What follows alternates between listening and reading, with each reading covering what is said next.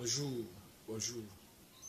En fait, pardon, je vais aujourd'hui, à travers cette vidéo, parler à ceux qui sont en train de préparer les concours d'entrée à Polytechnique ou qui vont composer, qui vont passer le concours d'entrée dans les écoles nationales supérieures polytechniques et aussi à l'école nationale supérieure des travaux publics ou encore dans les facultés de médecine ou les écoles d'infirmiers ou les écoles de vétérinaires et encore d'autres.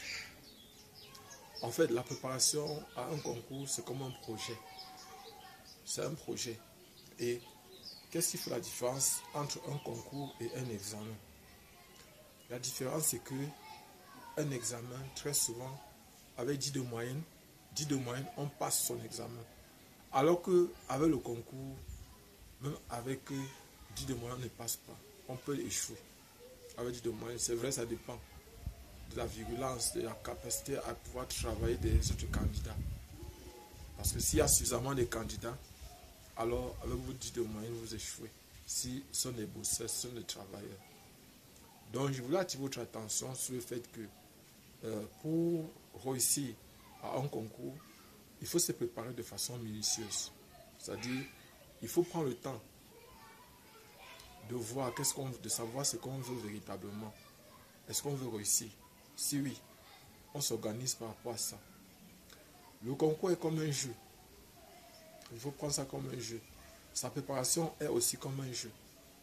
Il faut constamment, chaque jour, prendre du temps dans son emploi de temps pour s'organiser et travailler. Pour faire, par exemple, un travail de fond. Comme je dis, je parle de jeu. Vous pouvez dire, par exemple, chaque fois que vous avez du temps, prendre un exercice, une épreuve, donner le temps, c'est-à-dire vous donner du temps et travailler cet exercice correctement, minutieusement. C'est-à-dire maîtriser tous les contours de cet exercice. Prenez un exemple simple. Un exemple simple. Je travaille par exemple sur les particules dans un champ électrique.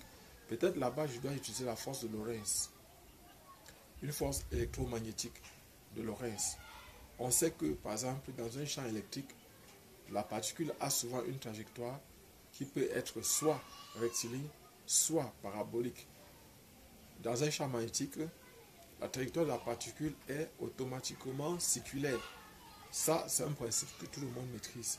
Mais maintenant, lorsque vous allez travailler sur cette partie-là, vous devez reviser correctement, c'est-à-dire chercher à comprendre. Lorsque je possède une charge positive, elle sera attirée par les électrodes négatives.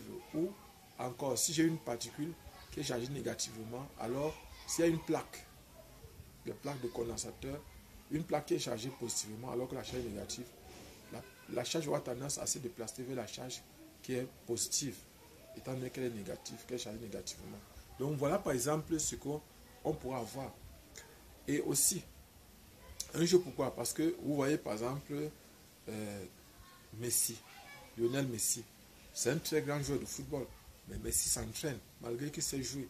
Il s'entraîne pour développer des réflexes. Et c'est la même chose que vous devez faire. Vous devez apprendre à être rapide, extrêmement rapide. Et ne pas chercher seulement à avoir 10 de moyenne. Ce n'est pas ce qu'il faut chercher. Il faut chercher à avoir par exemple plus, c'est-à-dire plus de 10 de moyenne. Et je précise que ce n'est pas un examen. C'est un concours. Ce n'est pas un examen.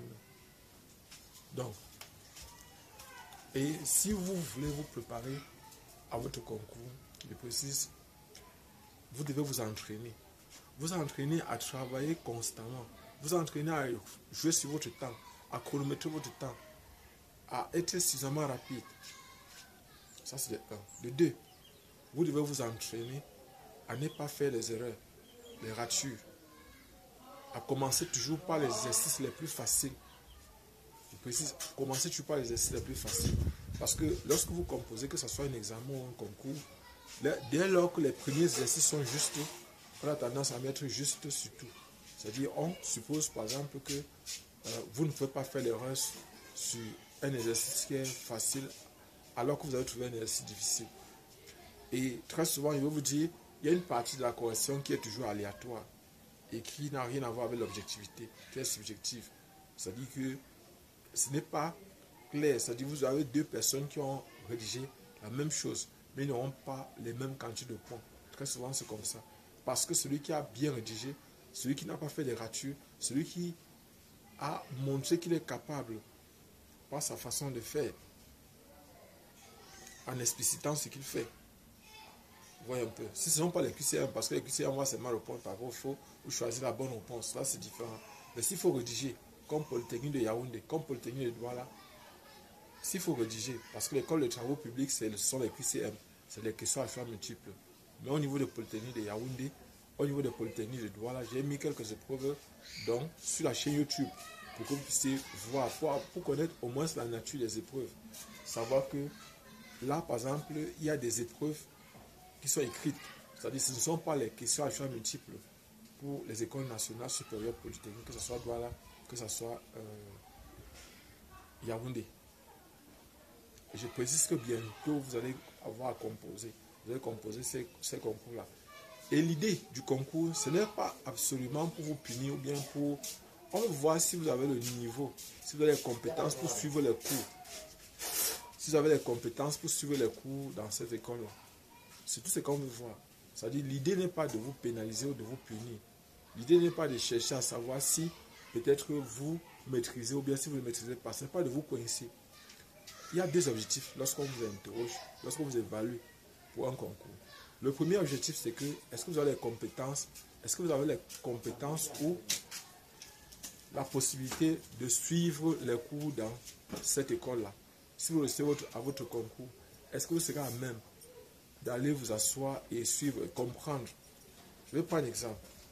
Si par exemple, on vous explique un cours sur les suites et que vous avez besoin d'utiliser les suites pour résoudre un autre problème, je vais prendre un exemple simple. Les séries numériques. Pour travailler sur les séries, il faut connaître les suites. Si vous ne connaissez pas les suites, il ne sera pas facile pour vous de travailler sur les séries. Parce que les séries sont les sommes infinies de suites. Maintenant, si vous maîtrisez déjà, par exemple, c'est là. Vous maîtrisez, par exemple, vous avez déjà la maîtrise, c'est-à-dire vous êtes déjà capable de connaître.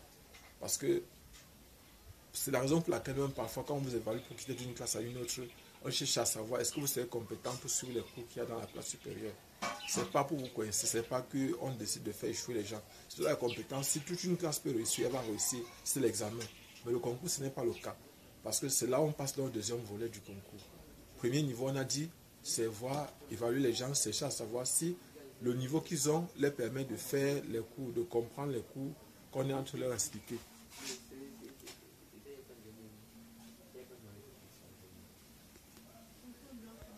Donc, j'étais en train de dire, le premier niveau, c'est savoir, vous évaluer, chercher à savoir si vous avez le niveau pour comprendre les cours qu'il y a dans les classes supérieures. Si vous avez la compétence pour pouvoir, le niveau pour comprendre les cours, vous avez les bases pour comprendre les cours qu'on aura à vous donner dans ces écoles-là. Et le concours tient compte de ça. Mais deuxième condition, c'est maintenant diminuer la quantité parce que le nombre de candidats qui partent faire un concours est souvent énorme. On a par exemple pour un concours comme les NAM, où on veut peut-être 100 candidats pour certaines filières, on a parfois 10 000 candidats. Or, vous voyez vous-même qu'on ne peut pas faire entrer 10 000 personnes à l'ENAM. Étant donné que le nombre de places fixées, ce n'est que 100. Donc, il faut diminuer la quantité. C'est là où maintenant, ceux qui travaillent mieux, ceux qui ont les meilleures notes, ceux qui seront les plus compétents, seront ceux qu'on va choisir pour ce concours-là. Donc, je pense que vous êtes en train de comprendre qu'il y a donc deux niveaux d'évaluation. Le premier niveau, c'est uniquement voir si les gens sont compétents, s'ils ont le niveau requis pour pouvoir suivre les cours, s'ils sont compétents pour suivre le cours, s'ils ont les prérequis pour suivre les cours qui vont dans ces écoles-là. Deuxième, c'est trier dans le lot les meilleurs, c'est-à-dire ceux qui sont les plus compétents, étant donné qu'il faut diminuer la quantité de candidats.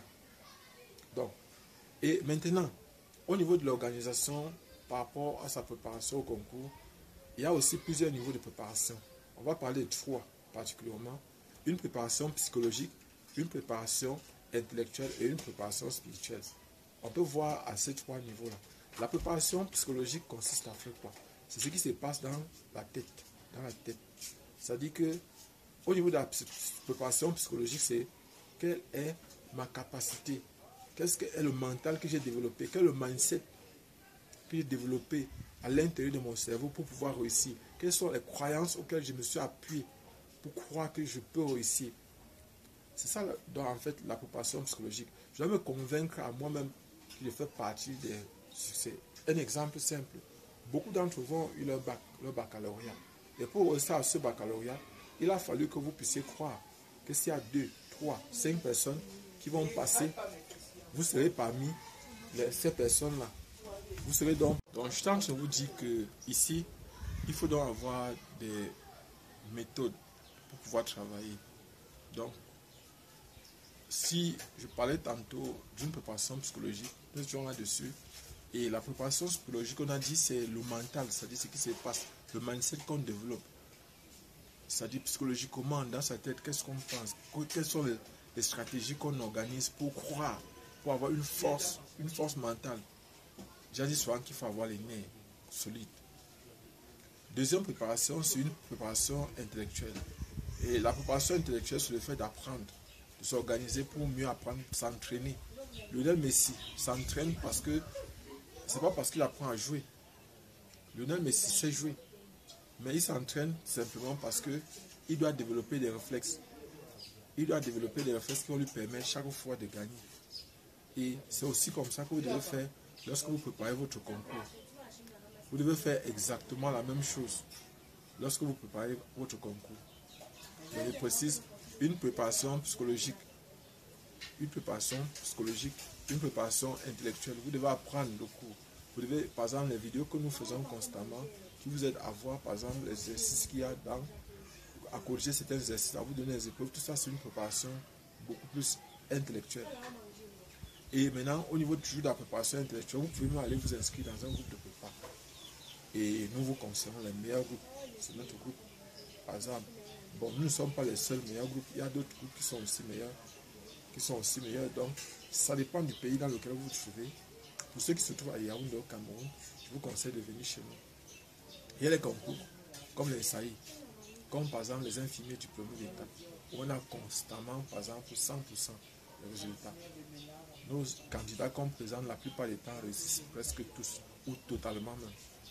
Il y a d'autres concours, on n'a pas toujours 100% de réussite. Vous voyez, il y a d'autres concours, je ne veux pas vous dire que à tous les concours, non. Mais on était sur la préparation intellectuelle. Maintenant, il y a une préparation spirituelle. La préparation spirituelle, bon, pour ceux qui croient à une divinité, vous pouvez par exemple consacrer votre concours à votre divinité, à votre Dieu. Et maintenant, prier tout le temps, faire par exemple des jeûnes, faire par exemple un travail intense, spirituel intense, c'est-à-dire que vous croyez en votre divinité, vous pouvez le confier, votre concours, vous pouvez par exemple faire des efforts.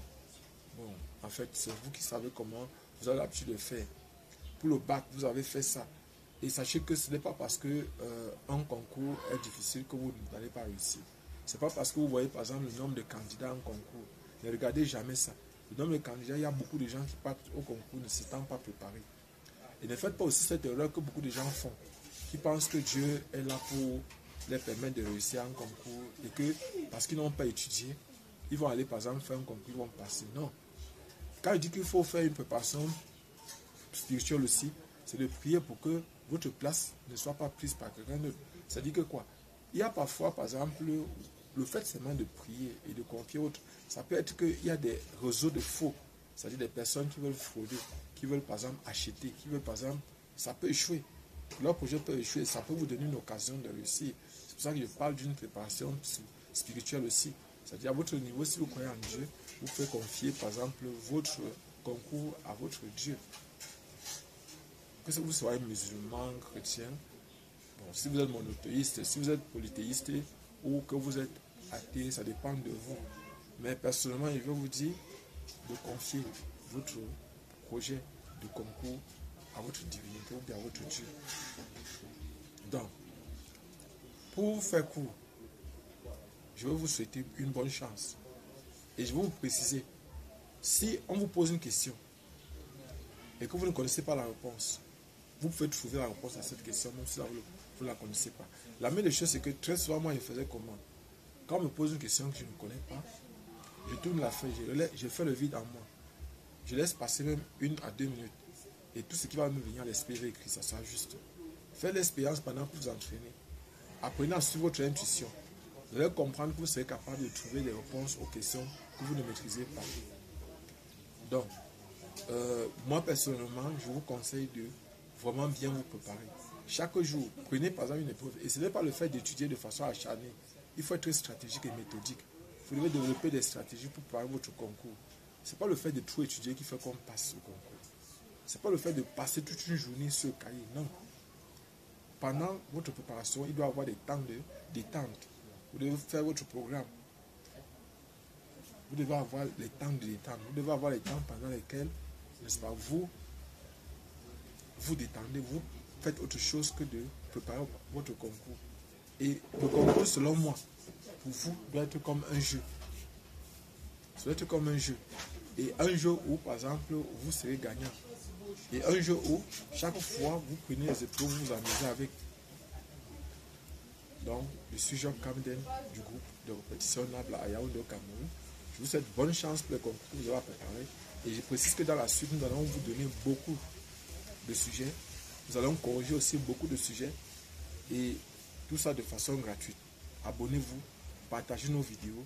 Et nous vous remercions infiniment pour les suggestions que vous nous faites tout le temps. Nous vous remercions infiniment pour le fait de voir nos vidéos. Nous vous remercions infiniment pour le fait de partager constamment nos vidéos. Et je vous dis particulièrement merci et bonne chance à vous. On se retrouve dans les prochaines vidéos.